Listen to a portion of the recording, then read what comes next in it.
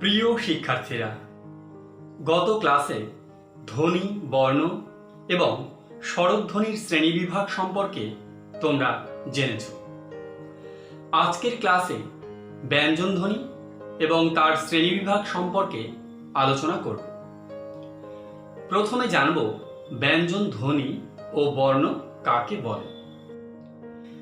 যে ধ্বনি উচ্চারণের সময় শ্বাস বায়ু মুখ বিবরের কোনো না কোনো অংশে বাধা পায় ও স্বরধ্বনির সাহায্য ছাড়া উচ্চারিত হতে পারে না, তাকে বলা হয় ব্যঞ্জন ধ্বনি। আর ব্যঞ্জন ধ্বনি যে চিহ্ন দ্বারা লেখা হয় তাকে বলে ব্যঞ্জন বর্ণ। এক কথায় ব্যঞ্জন ধ্বনির লিখিত রূপকে বলে ব্যঞ্জন বর্ণ। বাংলা বর্ণমালায় ব্যঞ্জন বর্ণ আছে 40টি। এর মধ্যে খণ্ডত, অনুস্বর ও বিসর্গকে ব্যঞ্জন বর্ণ ধরা হলেও অনেকেই চন্দ্রবিন্দুকে ব্যঞ্জন বর্ণ ধরেন না। আসলে চন্দ্রবিন্দু হল অন্য কোনো বর্ণের মাথায় নাসিক্য উচ্চারণের চিহ্ন। সেজন্য ব্যঞ্জন বর্ণ 39টি, তবে মূল ব্যঞ্জন বর্ণ 35টি। কেননা ডয়ে বিন্দু র, ঢয়ে শূন্য র, অন্তস্থ অ এবং খণ্ডত এগুলি হল ড, ঢ, অন্তস্থ জ এবং ত এর ভিন্ন রূপ। ঠিক আছে, তো এই ব্যঞ্জন বর্ণ বা ধ্বনিকে দুদিক থেকে শ্রেণীবিভাগ করা যায়। 1. উচ্চারণ রীতি বা প্রকৃতি অনুসারে। 2. উচ্চারণ স্থান অনুসারে। প্রথমে উচ্চারণ রীতি বা প্রকৃতি অনুসারে ব্যঞ্জন ধ্বনির শ্রেণীবিভাগ করব। উচ্চারণ রীতি বা প্রকৃতি অনুসারে ব্যঞ্জন ধ্বনি বা বর্ণ 13 রকম। স্পর্শ বর্ণ, অল্প প্রাণ বর্ণ, মহাপ্রাণ বর্ণ, ঘোষ বর্ণ, অঘোষ বর্ণ, নাসিক্য বর্ণ, উষ্ম বর্ণ, ঘৃষ্ট বর্ণ, কম্পনজাত বর্ণ, পার্শ্বিক বর্ণ, তারণজাত বর্ণ, অন্তস্থ বর্ণ ও অযোগবাহ বা আশ্রয় স্থানভাগী বর্ণ। 1. স্পর্শ বর্ণ। ক থেকে ম পর্যন্ত এই 25টি বর্ণ উচ্চারণ করার সময় জিহ্বার কোনো না কোনো অংশ কণ্ঠ, তালু, মূর্ধা বা দন্ত স্পর্শ করে বলে এই 25টি বর্ণকে স্পর্শ বর্ণ বলে। স্পর্শ বর্ণগুলিকে 5টি বর্গে বা শ্রেণীতে ভাগ করা হয়। এক একটি বর্গে 5টি করে বর্ণ। প্রত্যেকটি বর্গের প্রথম বর্ণের নাম অনুসারে সেই বর্গের নামকরণ করা হয়েছে। যেমন ক, খ, গ, ঘ, উম এই 5টি বর্ণ মিলে ক বর্গ। ঠিক একইভাবে চ, ছ, বর্গীয় জ, ঝ এবং ইয় এই 5টি বর্ণ মিলে চ বর্গ। একই পদ্ধতিতে ট, ত ও প বর্গের নামকরণ হয়েছে বর্গের প্রথম বর্ণের নাম অনুসারে। ঠিক আছে, এবারে 2. অল্প প্রাণ বর্ণ। প্রাণ শব্দের অর্থ শ্বাসবায়ু। যে সকল ব্যঞ্জন উচ্চারণের সময় শ্বাসবায়ু অপেক্ষাকৃত কম পরিমাণে নির্গত হয় তাদের বলা হয় অল্প প্রাণ বর্ণ। মনে রাখবে, প্রত্যেক বর্গের প্রথম ও তৃতীয় বর্ণগুলি অল্প প্রাণ বর্ণ। যেমন ক, গ, চ, বর্গীয় জ, ট, ড, ত, দ, প, ব। ঠিক আছে। 3. মহাপ্রাণ বর্ণ। যে সকল ব্যঞ্জন উচ্চারণের সময় শ্বাসবায়ু বেশি পরিমাণে বা জোরে নির্গত হয় তাদের বলে মহাপ্রাণ বর্ণ। প্রত্যেক বর্গের দ্বিতীয় ও চতুর্থ বর্ণগুলিকে মহাপ্রাণ বর্ণ বলা হয়। যেমন খ, ঘ, ছ, ঝ, ঠ, ঢ, থ, ধ, ফ, ভ। 4. ঘোষ বর্ণ। ঘোষ শব্দের অর্থ হল ধ্বনি গাম্ভীর্য। যে ব্যঞ্জন বর্ণগুলো উচ্চারণের সময় কণ্ঠস্বরে গাম্ভীর্য প্রকাশ পায় তাদের বলা হয় ঘোষ বর্ণ বা ধ্বনি। প্রত্যেক বর্গের তৃতীয়, চতুর্থ ও পঞ্চম বর্ণগুলি ঘোষ বর্ণ। যেমন গ, ঘ, উম, বর্গীয় জ, ঝ, ইঞ, ড, ঢ মূর্ধন্য, দ, ধ দন্তন্য, ব, ভ, ম। ঠিক আছে। 5. অঘোষ বর্ণ। যে সকল ধ্বনি উচ্চারণ মৃদু ও গাম্ভীর্যহীন সেগুলিকে অঘোষ বর্ণ বা ধ্বনি বলে। মনে রাখবে, প্রত্যেক বর্গের প্রথম ও দ্বিতীয় বর্ণগুলি অঘোষ বর্ণ। যেমন ক, খ, চ, ছ, ট, ঠ, ত, থ, প, ফ। 6. নাসিক্য বর্ণ। বর্গের পঞ্চম বর্ণগুলি অর্থাৎ উম, ইঞ, মূর্ধন্য, দন্তন্য, ম উচ্চারণ করার সময় শ্বাসবায়ু কেবল মুখের মধ্যে দিয়ে বেরিয়ে আসে না, নাকের মধ্য দিয়েও নির্গত হয়। সেজন্য এই বর্ণগুলিকে বলে নাসিক্য বর্ণ। 7. ঊষ্ম বর্ণ। তালব্যস্য, মূর্ধন্যস্য, দন্তস্য, হ এই 4টি বর্ণ উচ্চারণের সময় ঊষ্মা অর্থাৎ শ্বাসবায়ুর আধিক্য থাকে বলে এগুলিকে ঊষ্ম ধ্বনি বা বর্ণ বলে। আর সেই সঙ্গে মনে রাখবে, এই বর্ণগুলি উচ্চারণের সময় শীষ দেওয়ার মতো এক প্রকার ধ্বনির সৃষ্টি হয় বলে এগুলিকে শীষ ধ্বনিও বলা হয়। 8. ঘৃষ্ট বর্ণ। কিছু বর্ণের উচ্চারণের সময় জিহ্বা ও তালুর স্পর্শে ঘর্ষণজাত ধ্বনি সৃষ্টি হয়, সেই বর্ণগুলিকে ঘৃষ্ট বর্ণ বলে। যেমন চ, ছ, বর্গীয় জ, ঝ। 9. কম্পনজাত বর্ণ। বয়শূন্য র ব্যঞ্জনটি উচ্চারণ করার সময় জিভকে কাঁপিয়ে উচ্চারণ করা হয়, ফলে এর উচ্চারণে কম্পন ধ্বনির সৃষ্টি হয়। তাই বয়শূন্য র বর্ণটিকে কম্পনজাত বর্ণ বলে।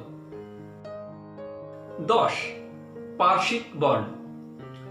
যে বর্ণটি উচ্চারণ করার সময় জিহ্বার দুপাশ দিয়ে বায়ু জোরে বেরিয়ে যায় সেই বর্ণটিকে বলে পার্শ্বিক বর্ণ। সেই বর্ণটি হল ল। মনে রাখবে, পার্শ্বিক বর্ণের একমাত্র উদাহরণ ল। 11. তারণজাত বর্ণ। ডয়বিন্দ র, ঢয়শূন্য র এই দুটি ব্যঞ্জন উচ্চারণ করার সময় জিভের সম্মুখ ভাগ তালু দেশকে আঘাত করে অর্থাৎ তাড়িত করে বলে এদের তারণজাত বর্ণ বা ধ্বনি বলে। 12. অন্তস্থ বর্ণ। যে বর্ণগুলি স্পর্শবর্ণ ও ঊষ্ম বর্ণের মাঝখানে অবস্থান করে তাদের বলে অন্তস্থ বর্ণ। তাহলে স্পর্শবর্ণ ও ঊষ্ম বর্ণের মাঝখানে রয়েছে অন্তস্থ জ, বয়শূন্য র, ল, ব। এই 4টি বর্ণ হল অন্তস্থ বর্ণ। 13. অযোগবাহ বা আশ্রয় স্থানভাগী বর্ণ। যে সকল বর্ণ পূর্ববর্তী স্বরবর্ণের আশ্রয় ছাড়া উচ্চারিত হয় না তাদের আশ্রয় স্থানভাগী বর্ণ বলে। যেমন অনুস্বর, বিসর্গ। আর মনে রাখবে, অন্য ব্যঞ্জনের মতো এই বর্ণ দুটি পরে কোনো স্বরবর্ণের সাহায্য নেয় না। ব্যঞ্জন বর্ণ ও স্বরবর্ণের সঙ্গে এদের কোনো যোগ নেই বলে এরা অযোগবাহ বর্ণ নামেও পরিচিত। আর একটু পরিষ্কার করে বোঝাচ্ছি। যেমন ধরো নমঃ, এর বর্ণ বিশ্লেষণ করলে হয় ন যোগ অ যোগ ম যোগ অ যোগ বিসর্গ। বিসর্গ পূর্বের স্বরধ্বনি অ কে আশ্রয় করে উচ্চারিত হচ্ছে, কিন্তু অন্য ব্যঞ্জন বর্ণের মতো বিসর্গের পরে কোনো স্বরধ্বনি নেই। আবার যেমন শিং, এর বর্ণ বিশ্লেষণ করলে হয় তালব্য স যোগ হ্রস্ব ই যোগ অনুস্বর। এখানেও অনুস্বর পূর্বের স্বরধ্বনি হ্রস্ব ইকে আশ্রয় করেছে, কিন্তু অনুস্বরের পরে কোনো স্বরবর্ণ নেই। আশা করি বোঝা গেল। তো এই ছিল উচ্চারণ রীতি বা প্রকৃতি অনুসারে ব্যঞ্জন ধ্বনির 13টি প্রকার। এবার আলোচনা করব উচ্চারণ স্থান অনুসারে ব্যঞ্জন ধ্বনির শ্রেণীবিভাগ। উচ্চারণ স্থান অনুসারে ব্যঞ্জন ধ্বনি 6 প্রকার: কণ্ঠ ব্যঞ্জন, তালব্য ব্যঞ্জন, মূর্ধন্য ব্যঞ্জন, দন্ত ব্যঞ্জন, ওষ্ঠ ব্যঞ্জন ও কণ্ঠনালীয় ব্যঞ্জন। 1. কণ্ঠ ব্যঞ্জন বা কণ্ঠধ্বনি। ক বর্গীয় ধ্বনি অর্থাৎ ক, খ, গ, ঘ, ম এই বর্ণগুলি উচ্চারণের সময় জিহ্বার মূল বা গোড়ার দিকটা কণ্ঠের দিকে তালু স্পর্শ করে বলে এদের কণ্ঠ ব্যঞ্জন বা কণ্ঠধ্বনি বলে। আবার বলছি, ক বর্গীয় বর্ণগুলি উচ্চারণের সময় জিহ্বার গোড়ার দিকটা কণ্ঠের দিকের তালু স্পর্শ করে বলে এদের কণ্ঠধ্বনি বলে। 2. তালব্য ব্যঞ্জন বা তালব্য ধ্বনি। চ বর্গীয় ধ্বনিগুলি অর্থাৎ চ, ছ, বর্গীয় জ, ঝ, ইয় এই ধ্বনিগুলির উচ্চারণের সময় জিহ্বা তালু স্পর্শ করে বলে এদের তালব্য ধ্বনি বলা হয়। 3. মূর্ধন্য ব্যঞ্জন বা ধ্বনি। ট বর্গের বর্ণগুলি অর্থাৎ ট, ঠ, ড, ঢ মূর্ধন্য এই বর্ণগুলি উচ্চারণ করার সময় জিহ্বার অগ্রভাগ উল্টিয়ে তালুর পেছনে মূর্ধাকে স্পর্শ করে বলে এদের মূর্ধন্য ব্যঞ্জন বা মূর্ধন্য ধ্বনি বলে। দেখো, ট উচ্চারণ করছি, ট ট। লক্ষ্য করো, জিহ্বা উল্টিয়ে মূর্ধা স্পর্শ করছে। ঠিক আছে। 4. দন্ত ব্যঞ্জন বা দন্ত ধ্বনি। ত বর্গীয় ধ্বনিগুলি অর্থাৎ ত, থ, দ, ধ দন্তন্য এই ব্যঞ্জনগুলি উচ্চারণ করার সময় জিহ্বার অগ্রভাগ ওপরের পাটির দাঁতের পেছনের দিকে নিচের অংশকে স্পর্শ করে, তাই এগুলি দন্ত ব্যঞ্জন বা দন্ত ধ্বনি। নিজেরা উচ্চারণ করে দেখতে পারো জিহ্বা কোথায় লাগছে। ত, থ সব ক্ষেত্রেই লক্ষ্য করো জিহ্বা ওপরের পাটির দাঁতের পেছনের নিচের অংশে লাগছে, স্পর্শ করছে। ঠিক আছে। 5. ওষ্ঠ ব্যঞ্জন বা ওষ্ঠ ধ্বনি। প বর্গীয় ধ্বনিগুলি বা বর্ণগুলি উচ্চারণ করার সময় ওপরের ঠোঁট নিচের ঠোঁটকে স্পর্শ করে, তাই এদের বলে ওষ্ঠ ব্যঞ্জন বা ওষ্ঠ ধ্বনি। যেমন ধরো প, ফ, প, ফ কি হচ্ছে? ওপরের ঠোঁট নিচের ঠোঁটকে স্পর্শ করছে। 6. কণ্ঠনালীয় ধ্বনি। কণ্ঠনালীর স্বরতন্ত্রী দুটি পরস্পরের কাছাকাছি এসে নিঃশ্বাস বায়ু বের হওয়ার পথকে সংকীর্ণ করে যে ধ্বনির সৃষ্টি করে তাই হলো কণ্ঠনালীয় ধ্বনি। উদাহরণ হ। একমাত্র কণ্ঠনালীয় ব্যঞ্জন হলো হ। তো এই ছিল উচ্চারণ স্থান অনুসারে ব্যঞ্জন ধ্বনির শ্রেণী বিভাগ। পুরো ক্লাসটিতে আমি ব্যঞ্জন বর্ণ বা ধ্বনিগুলির দুরকম দিক থেকে করা শ্রেণী বিভাগের ওপর বিস্তারিত আলোচনা করলাম। আশা করি তোমরা বুঝতে পেরেছ।